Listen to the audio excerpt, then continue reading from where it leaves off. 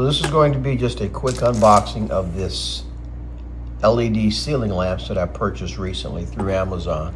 And the first thing I want you all to notice is, in the camera it may be kind of deceiving, but these lamps, or these LED ceiling lamps, are actually about 8 inches in diameter.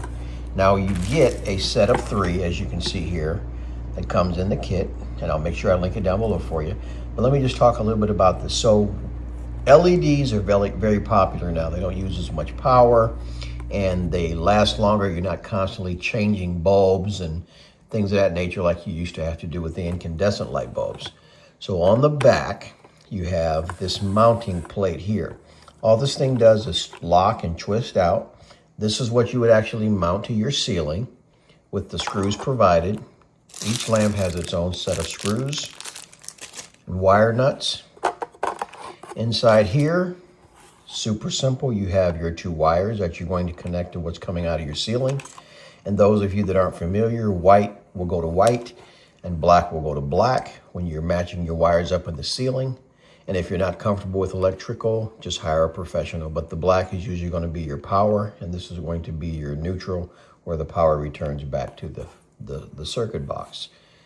Right here you have your selector switch, which allows you to select between 3 different light temperatures. You have 3000, 4000, and 6500 K.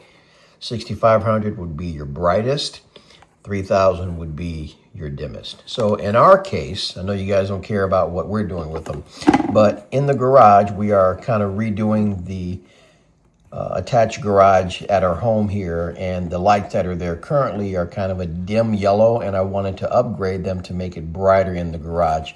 Heck, I might even use this somewhere else, or maybe add a 3rd light just by running some additional wire. I haven't decided yet. But again, from what I am seeing, I have not installed these yet. They seem to be very high quality. They're very sturdy. They're not flimsy.